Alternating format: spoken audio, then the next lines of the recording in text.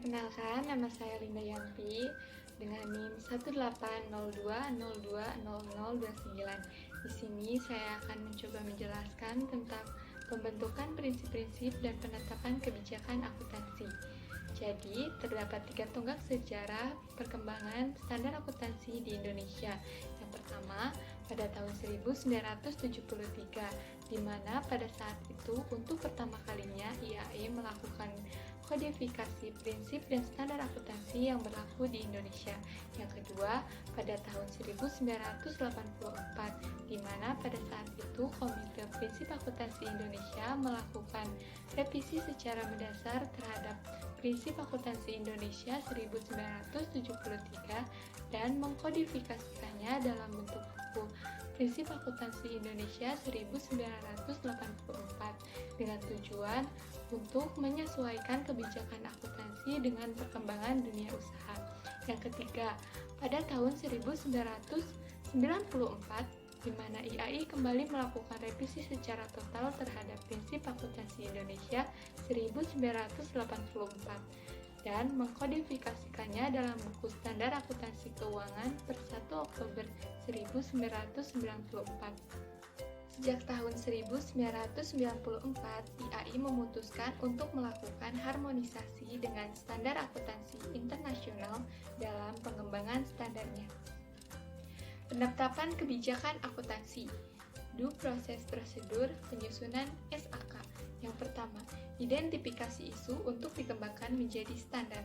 Yang kedua, konsultasikan isu dengan Dewan Konsultatif Standar Akuntansi Keuangan atau DASAK. Ketiga, membentuk tim kecil dalam DKSAK. Yang keempat, melakukan riset terbatas. Yang kelima, melakukan penulisan draft awal. Keenam, pembahasan dalam komite khusus pengembangan standar yang dibentuk oleh DKSAK. Yang ketujuh, pembahasan dalam DKSAK. Yang kedelapan, penyampaian exposure draft kepada DKSAK untuk meminta pendapat dan pertimbangan dampak penerapan standar. 9.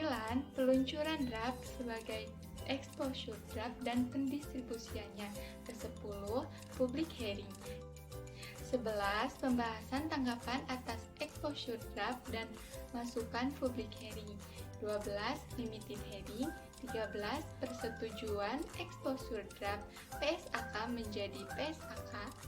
14. Pengecekan akhir. 15. Sosialisasi standar. Sekian, terima kasih. Saya akan menjelaskan tentang pengertian dan penerapan standar akuntansi keuangan. Standar akuntansi keuangan adalah suatu kerangka dalam prosedur pembuatan laporan keuangan agar terjadi keseragaman dalam penyajian laporan keuangan. Standar akuntansi keuangan merupakan hasil perumusan Komite Prinsipil Akuntansi Indonesia pada tahun 1994, menggantikan Prinsip Akuntansi Indonesia pada tahun 1984. Pakai laporan keuangan mendasarkan keputusan-keputusan mereka atas hasil analisis terhadap informasi yang disajikan dalam laporan keuangan atau financial statement.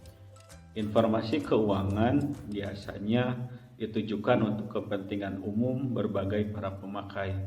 Karena itu, laporan keuangan yang disajikan perusahaan harus mengacu pada standar akuntansi keuangan yang disingkat dengan SAK, yang disusun oleh Dewan Standar Akuntansi Keuangan Ikatan Akuntan Indonesia.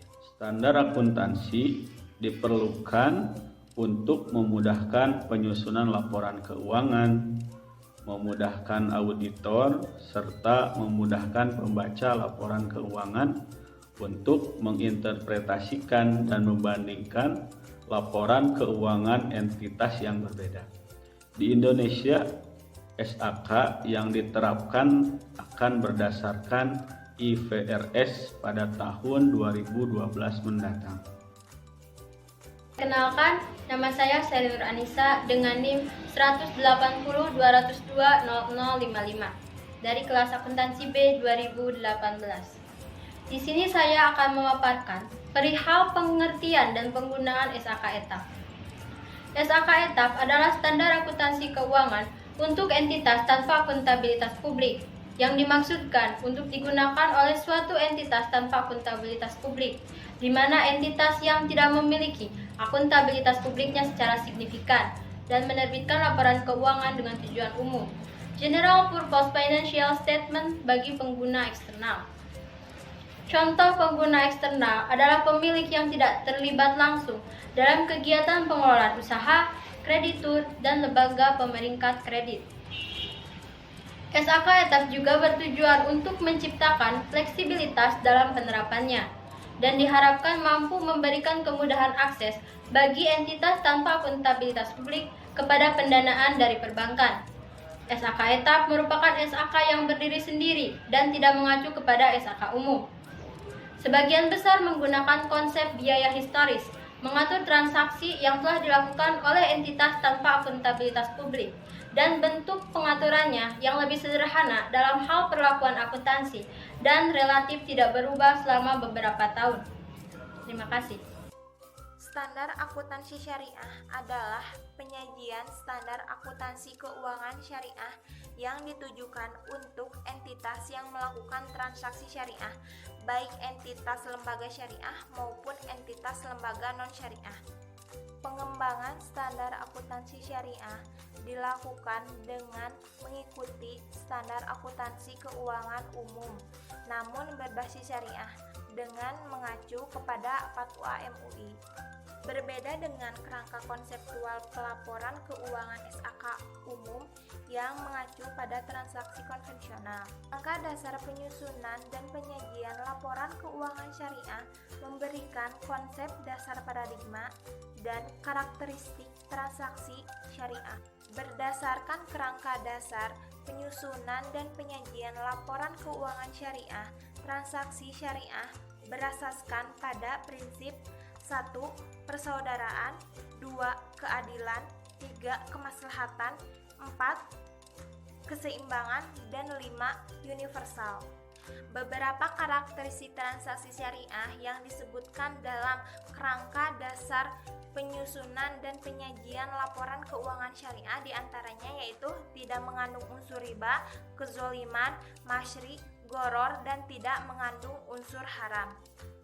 Nur Sabani dengan NIM 1802020043 dari kelas akuntansi B 2018 akan menyampaikan tentang pengertian dan penggunaan SAK EMKM. SAK EMKM disusun untuk memenuhi kebutuhan pelaporan keuangan entitas mikro kecil dan menengah. Undang-Undang Nomor 20 Tahun 2008 tentang usaha mikro kecil dan menengah dapat digunakan sebagai acuan dalam mendefinisikan dan memberikan rentang kuantitatif EMKM. SAK ditunjukkan untuk digunakan oleh entitas yang tidak atau belum mampu memenuhi persyaratan akuntansi yang diatur dalam SAK etap 98. Terima kasih. Assalamualaikum warahmatullahi wabarakatuh. Perkenalkan, nama saya Hania dengan NIM 1802020030. Di sini saya akan menjelaskan mengenai peranan SAK bagi UMKM.